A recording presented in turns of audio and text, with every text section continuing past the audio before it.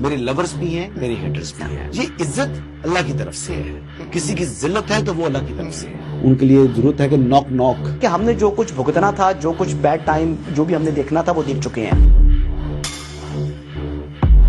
حسن ایوب خان کے تمام دیکھنے والوں کو السلام علیکم. ناظرین, آج 3 خبروں کے ساتھ آپ کی خدمت میں حاضر ہوں. ایک تو جو یونین آف ججز ہے وہ آج سپریم کورٹ پہنچی اور ایک معزز کو جو جعلی ڈگری کے باوجود آج خود کو معزز کہہ رہا ہے, جس نے جعلی ڈگری کے ساتھ یعنی کانسٹیٹیوشنل عہدے تک پہنچا ہے, یعنی عدالتی نظام کے ساتھ, وزارت قانون کے ساتھ, تمام لوگوں کے ساتھ فراڈ کر کے وہ شخص جو ہے وہ اس نے یہ عہدہ حاصل کیا ہے, لیکن اس کے باوجود وہ معزز ہے. اس کے باوجود وہ کانسٹیٹیوشنل عہدے پر برقرار ہے. اس کے باوجود سپریم کورٹ نے اس کو جو جوڈیشل ورک سے اسلام آباد ہائی کورٹ نے روکا تھا, اس فیصلے کو معطل کرتے ہوئے نوٹسز جاری کر دی ہیں. پہلی خبر تو یہ ڈسکس کریں گے, اور پہلے اس کو ڈسکس کر لیتے ہیں پھر آگے بڑھتے ہیں.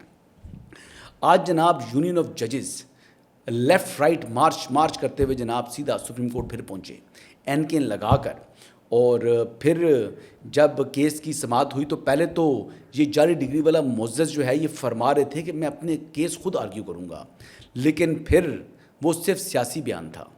آپ کو پتہ ہے کہ اسلام آباد ہائی کورٹ میں جو ہے وہ جوڈیشل پالیٹکس جو ہے وہ فل سوئنگ کے اوپر ہے. ویسے بھی یہ معززین پہلے ان میں سے 2 معزز تو یعنی محسن اختر کیانی اور طارق محمود جہانگیری, یہ دونوں وکلا کی سیاسی رہنما رہ چکے ہیں. ایک تو جعلی ڈگری کے ساتھ رہا ہے, لیکن بہرحال وہ ان کے اندر سے جو سیاست ہے نا اس کا غبار ان کو آتا ہے, تو اس لیے پہلے انہوں نے بیان دے دیا. پھر ان کو سمجھ آئی کہ میں نے تو سپریم کورٹ کے کانسٹیٹیوشنل بینچ کے سامنے مجھے پیش ہونا پڑے گا, تو پھر پتلی گلی سے وہ فرار ہوئے تھے. اور منیر ملک صاحب جو کہ ایک اچھے وکیل ہیں, ان کو انہوں نے ان کی خدمات حاصل کر لیں. کیا حاصل کی جی؟ خدمات. کیونکہ خود انہوں نے کیس جو آرگیو کرنا تھا, ان کو پتہ تھا کہ ایسے سوالات ہوں گے کہ میرے پاس جواب نہیں ہوگا, ہو سکتا ہے مجھے کلین بولڈ کر دیں. تو لہٰذا وہ پتلی گلی سے خود فرار ہوتے ہوئے انہوں نے جناب آگے سے منیر ملک صاحب کو ریکویسٹ کی. ابھی جی کل دوبارہ جو ہے وہ سماعت ہونی ہے, اور ابھی تک جو ہے وہ جو جعلی ڈگری کے باوجود جو بات میں کرنا چاہ رہا ہوں, ایک تو یہ جو یونین آف ججز ہے یہ سپریم کورٹ پہنچے ہیں. کیا اس معاملے کے اوپر جو سپریم جوڈیشل کونسل کے رولز ہیں ان کو یہ اوپنلی وائلیٹ کرتے ہیں, لیکن اس کے باوجود اب دیکھتے ہیں کہ کیا ہوتا ہے سپریم جوڈیشل کونسل میں. ان کے خلاف ایسے 18 اکتوبر کو جو جعلی ڈگری کا ہی معاملہ ہے, میں مبینہ نہیں کہوں گا کیونکہ جو سنڈیکیٹ کا فیصلہ ہے وہ برقرار رکھتے ہوئے اب ان کی ڈگری جو ہے وہ جعلی قرار دی جا چکی ہے جامعہ کراچی کی طرف سے. اور جو طارق محمود جہانگیری ہیں ان کے پاس LLB کی ڈگری موجود نہیں ہے. جب وہ LLB کی ڈگری ان کے پاس موجود نہیں ہے تو وہ پھر جج کس طرح بن گئے, یہ فراڈ اس کو کہتے ہیں. لیکن اس فراڈ کے اوپر تاحال وزارت قانون خاموش ہے. وزارت قانون جو ہے نا خواب خرگوش میں مبتلا ہے. وزارت قانون جو ہے وہ پتہ نہیں کیا ان کی ترجیحات کیا ہیں, اب ان کے جو ہے وہ فنکشننگ کیا چل رہی ہے. آئی فیل ٹو انڈرسٹینڈ. کیونکہ ان کو ڈی نوٹیفائی کرنے کے لیے وزارت قانون کا سب سے پہلا کام بنتا ہے کہ وہ نوٹ پٹ کریں پریزیڈنٹ آف پاکستان کو, اور جو ان کا نوٹیفیکیشن ہے جو جعلی ڈگری کے باوجود جو طارق محمود جہانگیری صاحب ہیں وہ جج بنے بیٹھے ہیں, اس نوٹیفیکیشن کو وڈرا کرنا چاہیے وزارت قانون کو. کس انتظار میں ہے وزارت قانون؟ سو رہے ہیں. اور اس طرف جو ہے وہ کسی کا نہ دھیان ہے, نہ سوشل میڈیا کے اوپر اور نہ ہی میڈیا کے اوپر. آج اتنے دن ہو گئے, میں تو سمجھا کہ ابھی تک ہو چکا ہوگا, لیکن پھر اب جو ہے وہ اب دلچسپ بات کیا ہے جی, انٹرسٹنگ بات یہ ہے کہ دوبارہ جو کراچی بار ہے اس نے سندھ ہائی کورٹ کے فیصلے کے خلاف سپریم کورٹ میں یعنی 25 سپٹمبر کا جو فیصلہ ہے اس کے خلاف اس کو چیلنج کر دیا سپریم کورٹ پاکستان نے, اور وہ وہاں پر اس کیس فیصلے کو جو ہے وہ انڈو کرانا چاہ رہے ہیں. لیکن بات بڑی سمپل ہے, 1 سال یہ شخص اس مقدمے کے اندر پارٹی نہیں بنا, لیکن اچانک جب اس کو معلوم تھا کہ حکومت امتناعی ختم ہو چکا ہے تو ختم ہو سکتا ہے, تو لہٰذا انہوں نے فوراً بھاگتے بھاگتے چلے گئے اور کہتے ہیں جی مجھے فریق بنایا جائے, کیونکہ متاثر فریق تو میں ہوں. تو پہلے 1 سال سو رہے تھے آپ, تو اب اس مرتبہ ڈی نوٹیفائی کرنے کے حوالے سے جو ہے نا یہ وزارت قانون وہ سو رہی ہے. اگلی بات یہ ہے کہ ایک مثال بھی آپ کو بتاتا ہوں جی. اب کے آغا صاحب کو بھی ڈی نوٹیفائی کیا گیا تھا جب پیناما پیپرز کے اندر ان کا نام آیا تھا, اور اسی طریقے سے ڈی نوٹیفائی کیا گیا تھا. ان کو کوئی یعنی سپریم جوڈیشل کونسل میں میٹر نہیں لے کے جانا پڑا, اور پھر یہ ایک پریسیڈنٹ موجود ہے آلریڈی پہلے سے. اور ابھی جو موجودہ صورتحال ہے, جب ڈگری نہیں ایک شخص کی, وہ جج نہیں رہ سکتا.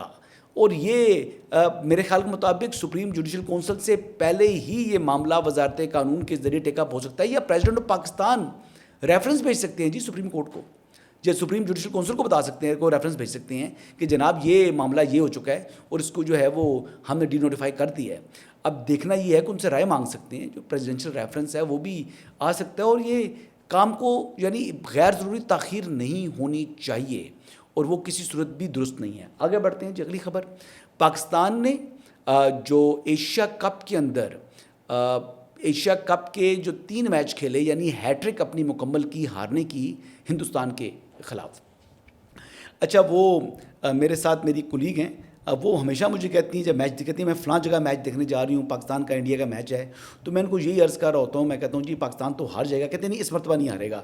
پھر جب وہ ہارتا ہے تو وہ پھر ان کا جو ہے نا وہ چہرہ بڑا لٹک جگہ ہوتا ہے. لیکن بہرحال ایسے ہی لوگ ہوتے ہیں, پاکستان کے ساتھ یہ ان کی محبت ہے, لیکن انسان کو گریبان بھی جھانکنا چاہیے.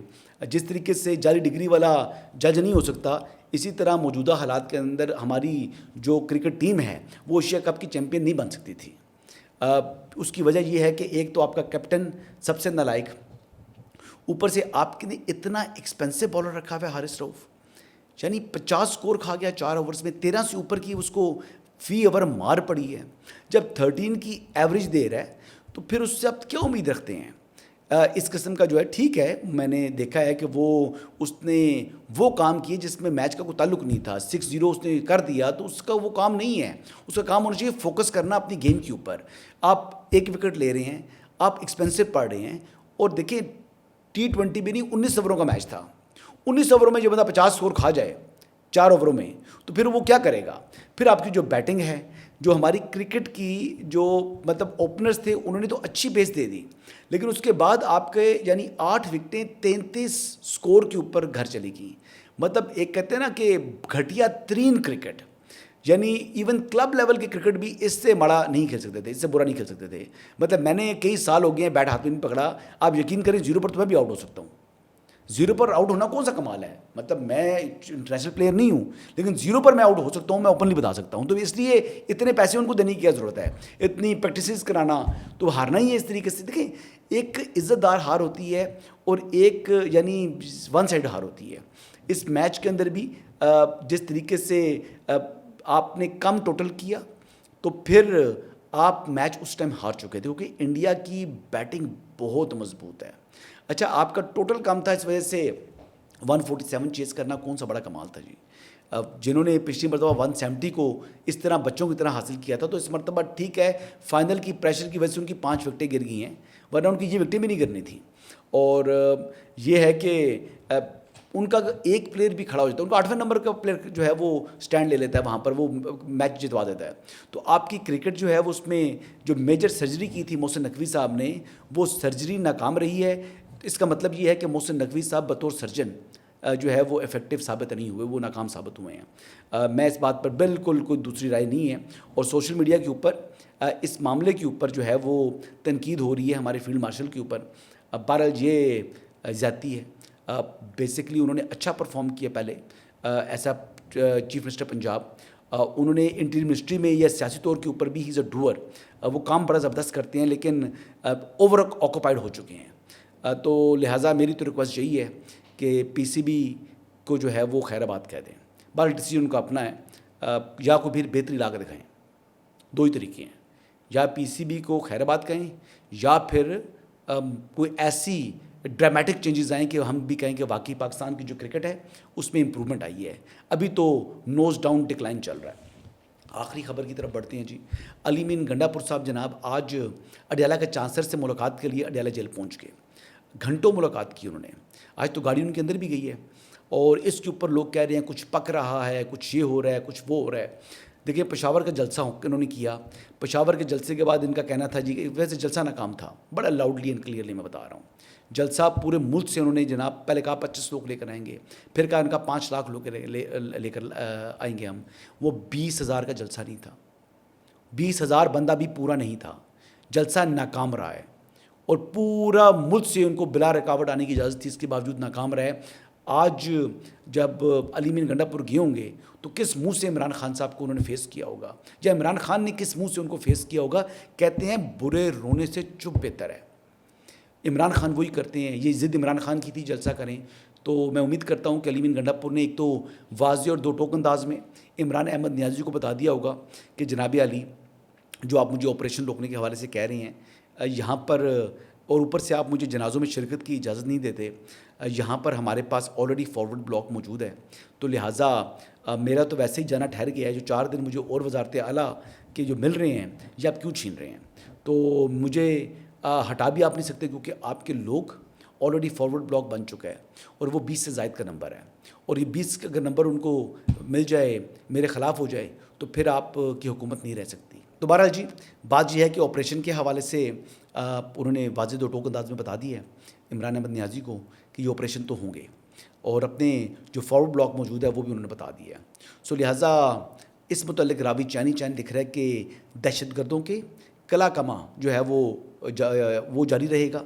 इस तरीके से इनको इबरतनाक तरीके से जो है वो जहन्नम वासिल किया जाएगा इंशाल्लाह, और पाकिस्तान में क़याम अमन को यकीनी बनाने के लिए हर ज़रूरी कदम उठाया जाएगा। और इस हवाले से हमारी अफवाज और हमारी जो फ़ौजी अस्करी लीडरशिप है और प्राइम मिनिस्टर पाकिस्तान दोनों पुरज़म हैं। इफ़ नीडेड हम अफ़गानिस्तान के अंदर भी जाकर इनको टारगेट करेंगे। यही आज की अपडेट्स हैं जी। इंशाल्लाह कल दोबारा आपकी खिदमत में हाज़िर हूँगा। इजाज़त दीजिएगा। अल्लाह हाफ़िज़।